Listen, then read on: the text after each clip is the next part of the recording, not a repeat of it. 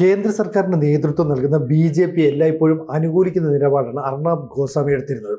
അദ്ദേഹത്തിൻ്റെ ചാനൽ വഴി BJP പിന്തുണയ്ക്കുന്നവർക്ക് വലിയ വിമർശനങ്ങൾ ഉയരുകയും ചെയ്തു. പക്ഷേ ഇപ്പോൾ കാണുന്നത് BJPക്കെതിരായിട്ടുള്ള ചില കുന്തമുനകളൊക്കെ അദ്ദേഹം തന്നെ പറയുന്നു. എന്ന് പറഞ്ഞാൽ BJPക്കെതിരായിട്ടാണ് ഈ അർണബ് ഗോസ്വാമിയുടെ നിലപാടുകൾ. അങ്ങനെയാണോ? മാറിയോ? അതായത് രണ്ട് കാര്യങ്ങളാണ് പറയുന്നത്. ഒന്ന്, മധ്യപ്രദേശിലെ ഒരു BJP MLA ആഡംബരമായിട്ട് വിവാഹം നടത്തി. MLAയുടെ കുടുംബത്തിലെ ഒരു വിവാഹം ആഡംബരമായിട്ട് നടത്തി എന്ന് പറഞ്ഞിട്ട് അതിനെതിരെ അർണബ് ഗോസ്വാമി നിലവിളിച്ചിരുന്നു എന്നാണ് പറയുന്നത്. അതൊരു കാര്യം. രണ്ടാമത്തത്, ഇപ്പോൾ ഒരു ക്യാമ്പയിൻ തുടങ്ങിയിട്ടുണ്ട് കുറേ ദിവസമായിട്ട്. ഇന്നലെ ഉണ്ടായിരുന്നു. ഈ അരവല്ലി മലനിര, ആ മലനിര ഖനനം ചെയ്ത് മലനിര ഇല്ലാതാക്കാൻ BJP കൂട്ടുനിൽക്കുന്നു എന്ന് പറഞ്ഞിട്ടൊരു ക്യാമ്പയിൻ നടത്തുകയാണ്. BJP അത് തള്ളുന്നുണ്ട്. അപ്പോൾ അരവല്ലി മലനിരയിൽ ഈ ഖനനത്തിന് കൂട്ടുനിൽക്കുന്നു എന്ന് പറഞ്ഞാൽ ഇത് വളരെ പഴയൊരു മലനിരയാണ്. ഈ അരവല്ലി മലനിര എന്ന് പറയുന്നത് ലോല പരിസ്ഥിതി മേഖലയാണ്. വടക്കേ ഇന്ത്യയിൽ ഈ ഹരിയാന മുതൽ തുടങ്ങിയാൽ അഹമ്മദാബാദ് വരെ ഉള്ള മലനിരയാണ് ഈ അരവല്ലി മലനിര. അപ്പോൾ സുപ്രീം കോടതിയിൽ RS ഗവായ് അടുത്ത കാലത്ത് റിട്ടയർ ചെയ്ത് പോയല്ലോ. റിട്ടയർ ചെയ്ത് പോകുന്നതിന് 3 ദിവസം മുമ്പ് ഈ മലനിരയെ സംബന്ധിച്ചിട്ടുള്ള ഒരു വിധി പുറപ്പെടുവിച്ചിരുന്നു. ഇന്നലെ RS ഗവായ് വന്നിട്ട് സാധാരണഗതിയിൽ ജഡ്ജിമാർ അവർ പുറപ്പെടുവിച്ച വിധിന്യായം പരസ്യമായി വന്ന് ന്യായീകരിക്കാറില്ല. അദ്ദേഹം ഇന്നലെ വന്നു. ഈ ഗോസ്വാമി സാധാരണഗതിയിൽ ചെയ്യുന്നത് പോലെ അദ്ദേഹത്തിൻ്റെയും വായടക്കാനായിട്ട് അദ്ദേഹം എന്തെങ്കിലും പറയാൻ തുടങ്ങുമ്പോൾ മുഴുവൻ പറയാൻ സമ്മതിക്കാതെ വായടപ്പിച്ചുകൊണ്ടിരുന്നു. അപ്പോൾ സുപ്രീം കോടതി ആ വിധിയിൽ ചെയ്തത് എന്താണെന്ന് വെച്ച് കഴിഞ്ഞാൽ മലയുടെ നിർവചനം എന്താണ് എന്ന് ചോദിച്ചിരുന്നു. അപ്പോൾ ആഗോള ഭൗമശാസ്ത്രജ്ഞൻ റിച്ചാർഡ് മർഫിയുടെ ഈ നിർവചനം ആണ് കേന്ദ്രം കൊടുത്തതും സുപ്രീം കോടതി സ്വീകരിച്ചതും. കരയിൽ നിന്ന് 100 മീറ്റർ ഉയരം ഉള്ളതാണ് മല എന്നുള്ള നിർവചനം ആണ് സുപ്രീം കോടതി സ്വീകരിച്ചത്. അപ്പോൾ ഇത് മലയുടെ പുനർനിർവചനമാണ് ഈ സംഭവിച്ചിരിക്കുന്നതെന്ന് പരിസ്ഥിതി മൗലികവാദികൾ എന്നും പറയാമല്ലോ. അവർ സ്വീകരിച്ചിരിക്കുന്നത്. അവർ പറയുന്നത് ഇങ്ങനെ കരയിൽ നിന്ന് 100 മീറ്റർ എന്നൊക്കെ ഈ നിർവചിച്ച് മലയെ കൊണ്ടുവന്നിരിക്കുന്നത് അനധികൃത ഖനനം, റിയൽ എസ്റ്റേറ്റ് മാഫിയ, അടിസ്ഥാന വികസന പദ്ധതികൾ നടപ്പാക്കൽ, ഇതിനൊക്കെ വേണ്ടിയിട്ടാണ് ഇങ്ങനൊരു നിർവചനം കൊണ്ടുവന്നിരിക്കുന്നതെന്നാണ് പരിസ്ഥിതി മൗലികവാദികൾ പറയുന്നത്.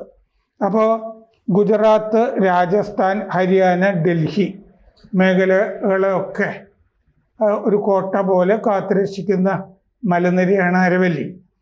പ്രകൃതിയുടെ ഒരു കോട്ട ആണ് അത്. മരുഭൂമി ആകാതെ വേണമെങ്കിൽ താർ മരുഭൂമി ഇങ്ങനെ വ്യാപിച്ചു പോകാമായിരുന്നു ഈ അരവല്ലി മലനിര ഇല്ലായിരുന്നു എങ്കിൽ. അപ്പോൾ താർ മരുഭൂമിയുടെ കിഴക്കോട്ടേക്കുള്ള വ്യാപിക്കലിനെ തടയുന്നത് ഈ അരവല്ലി മലനിരയാണ്. ഭൂഗർഭജലം ധാരാളം ഉണ്ടാവുന്നത് ഈ മലനിര കാരണമാണ്. ഈ ഡൽഹി നാഷണൽ ക്യാപിറ്റൽ റീജിയൻ എന്ന് പറയുമല്ലോ, NCR, ആ മേഖലയിലെ മലിനീകരണത്തെ തടയുന്നതും ഈ മലനിരയാണ്. ഇപ്പോൾ വലിയ മലിനീകരണം നേരിടുന്നുണ്ട് ഡൽഹി. പലയിടത്തും കൂട്ടിയിട്ട് അല്ലേ, പഞ്ചാബിലൊക്കെ കത്തിക്കുന്നു, കൃഷിയുടെ വേസ്റ്റൊക്കെ കത്തിക്കുന്നതിൻ്റെ ആണെന്നൊക്കെ പറയാറുണ്ട്.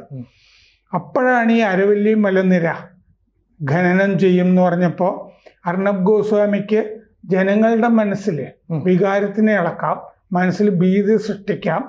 ഡള്ളായ ഒരു പീരീഡ് ആണെങ്കിൽ മാധ്യമങ്ങൾക്ക് എന്തെങ്കിലും ഒരു ക്യാമ്പയിൻ കൊണ്ടുവന്നു കഴിഞ്ഞാൽ രക്ഷപ്പെട്ടു നിൽക്കാം.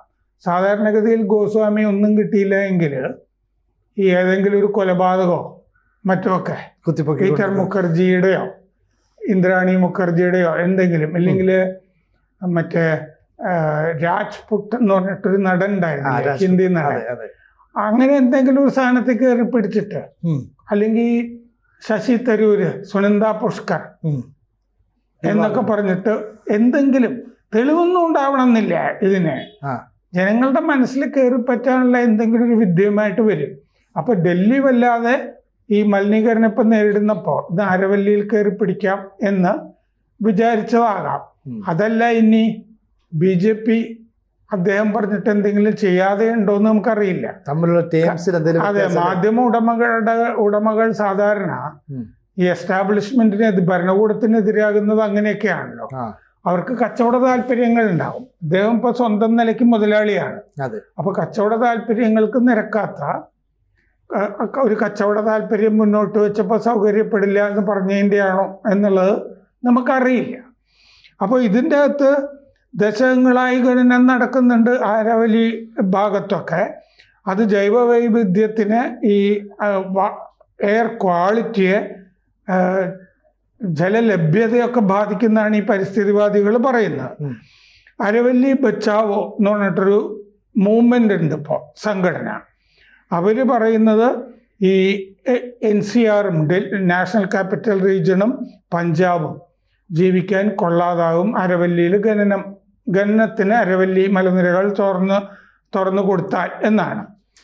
ഈ കാര്യത്തിൽ ആരാണ് ഈ അർണബ് ഗോസ്വാമിയുടെ കൂടെ നിൽക്കുന്നത്? ഇപ്പോൾ മുൻ കോൺഗ്രസ് മുഖ്യമന്ത്രി അശോക് ഗെഹ്ലോട്ട്, പിന്നെ സേവ് അരവല്ലി എന്ന് പറഞ്ഞിട്ടുള്ള മൂവ്മെൻറ്റിൻ്റെ ഭാഗമായിട്ട് അങ്ങേരും ഉണ്ട്.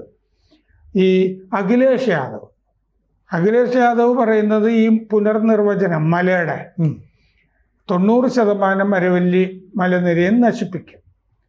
ഈ അഖിലേഷ് യാദവിനും അശോക് ഗെഹ്ലോട്ടിനും ഉള്ളത് അർണബ് ഗോസ്വാമിയുടെ തന്നെ ലക്ഷ്യമാകണമെന്നില്ലല്ലോ. BJPക്കെതിരെ എന്തെങ്കിലും പറയാൻ കിട്ടിക്കഴിഞ്ഞാൽ അതെടുത്ത് രാഷ്ട്രീയമായിട്ട് ഉപയോഗിക്കുക എന്നുള്ള ലക്ഷ്യമേ അവർക്ക്, ആ പരിമിതമായ ലക്ഷ്യമേ അവർക്കുള്ളൂ. പക്ഷെ അവരുടെ കൂട്ടത്തിലാണിപ്പോൾ അർണബ് ഗോസ്വാമി. കേന്ദ്ര പരിസ്ഥിതി മന്ത്രി ഭൂപേന്ദ്ര യാദവ് ഈ ഭാഗം വിശദീകരിച്ചിട്ടുണ്ട്. ശരിക്കും ഇതുകൊണ്ടൊരു കുഴപ്പവും ഉണ്ടാവില്ല. ഹരിത അരവല്ലി തന്നെയാണ് കേന്ദ്രത്തിൻ്റെ ലക്ഷ്യം. അല്ലാതെ ഖനനത്തിന് അത് തുറന്നു കൊടുക്കുക എന്നുള്ളത് ശരിയല്ല. ഒരു ഇളവും കൊടുക്കാൻ പോകുന്നില്ല. ഇളവുണ്ടാവുമെന്ന് അർണബ് ഗോസ്വാമിയൊക്കെ പറയുന്നത് പച്ചക്കള്ളമാണ്. അർണബ് ഗോസ്വാമിയുടെ പേര് അങ്ങേര് പറഞ്ഞില്ല, പച്ചക്കള്ളമാണ് ഇതിനെതിരെ പറഞ്ഞു വരുത്തുന്നത് എന്ന് പറഞ്ഞു. അനധികൃത ഖനനം തടയലാണ് ഈ പുനർനിർവചനം കൊണ്ട് ഉദ്ദേശിക്കുന്നത്. 100 മീറ്റർ എന്ന് പറഞ്ഞാൽ ഇളവ് കൊടുക്കാനല്ല, അത് സംരക്ഷിക്കാൻ വേണ്ടിയിട്ടാണ് അത് ഉപയോഗിക്കുന്നത്. വിധിയിലും അങ്ങനെ തന്നെയാണ്. അതിൻ്റെ ഓപ്പറേറ്റീവ് പാർട്ട് വായിച്ചാൽ മതി എന്ന് RS ഗവായിയും പറയുന്നുണ്ട്.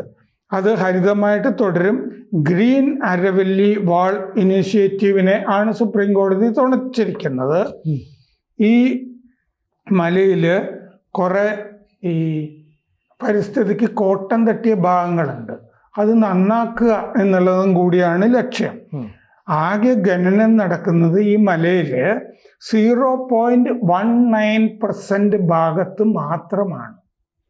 എന്ന് പറഞ്ഞാൽ 99% മലയും അങ്ങനെ തന്നെ നിൽക്കും. 0.19% ഭാഗത്ത് മാത്രമാണ് ഖനനം നടക്കുന്നതെന്ന് BJP വക്താവ് അർണബ് ഗോസ്വാമിയോട് പറഞ്ഞപ്പോൾ, അപ്പൊ നിങ്ങൾ സമ്മതിച്ചല്ലോ, ഖനനം നടക്കുന്നു എന്ന് നിങ്ങൾ സമ്മതിച്ചല്ലോ എന്നാണ് ഇന്നലെ ഗോസ്വാമി നിലവിളിക്കുന്നത് ഞാൻ കണ്ടത്. നെഗ്ലിജിബിൾ എന്നല്ലേ അർത്ഥം 0.19% എന്ന് പറയുമ്പോ.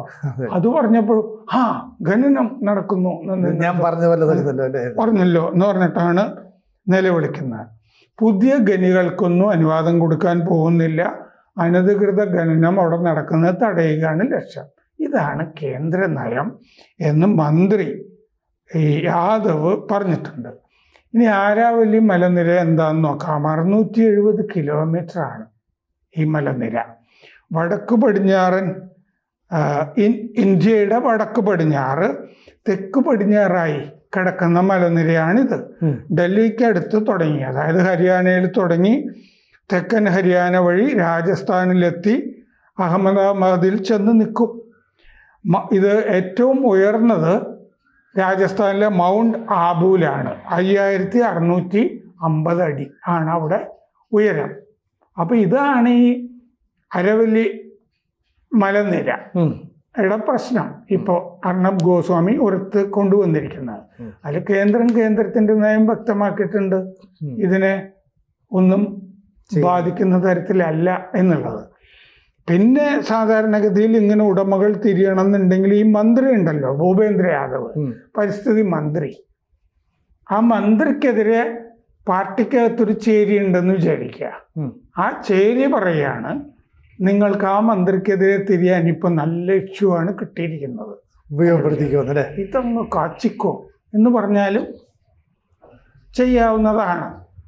പക്ഷെ ഇതുകൊണ്ട് എന്ത് പ്രയോജനം? പത്ര ഉടമകൾക്ക് ഈ ഭരണകൂടത്തിനെതിരെ തിരിഞ്ഞിട്ടേ പ്രത്യേകിച്ചൊരു ഗുണമില്ല. അതുകൊണ്ടാണല്ലോ കേരളത്തിലെ മുഖ്യധാരാ മാധ്യമങ്ങൾ പോലും പിണറായി വിജയനെയൊക്കെ അകമഴിഞ്ഞ് പിന്തുണയ്ക്കുകയും വല്ലപ്പോഴും ഒക്കെ തൊട്ടു എന്ന് വരുത്തുകയും പല ശബരിമലയൊക്കെ പറഞ്ഞ് പിണറായിയെ തൊടാതെ ഇതിനെ അനുകൂലിച്ചും. കാരണം സർക്കാരിന്റെ പരസ്യങ്ങൾ കിട്ടണമല്ലോ, അതിന് ഭരണകൂടം വിചാരിക്കണ്ടേ. അങ്ങനെ എപ്പോഴും ഭരണകൂടത്തിനെ പിന്തുണച്ചാണ് മുഖ്യധാരാ മാധ്യമങ്ങൾ നിലകൊള്ളുക. അപ്പൊ എന്തെങ്കിലുമൊക്കെ ഇനി അങ്ങനെയും വരാം, വിചാരിച്ച പരസ്യങ്ങൾ റിപ്പബ്ലിക് ടിവിക്ക് കിട്ടുന്നില്ല എന്ന് വരാം. അപ്പൊ അതുകൊണ്ടുള്ള രോഷം തീർക്കാനും ഒക്കെ ആകാം. ഇത്രയൊക്കെയാണ് സാധാരണഗതിയിൽ ഒരു പത്ര ഉടമയ്ക്ക് വിഷമം ഉണ്ടാകുന്നത്. ഈ ഭരണകൂടത്തിന് തിരിയാൻ പ്രേരിപ്പിക്കുന്നത് ഇതൊക്കെയാണ്. പ്രേക്ഷകരോട് ഒരു അഭ്യർത്ഥനയുണ്ട്.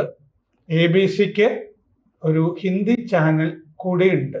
അത് കേരളത്തിന് മാത്രമല്ല, ABC ഭാരതത്തിന് തന്നെ ഒരു ജാലകമാകണം എന്ന ആഗ്രഹത്തിൽ നമ്മൾ കുറച്ചു കാലമായി ഈ ഹിന്ദി ചാനൽ തുടങ്ങിയിട്ട് നന്നായിട്ട് പോകുന്നു. അതും സബ്സ്ക്രൈബ് ചെയ്യുക.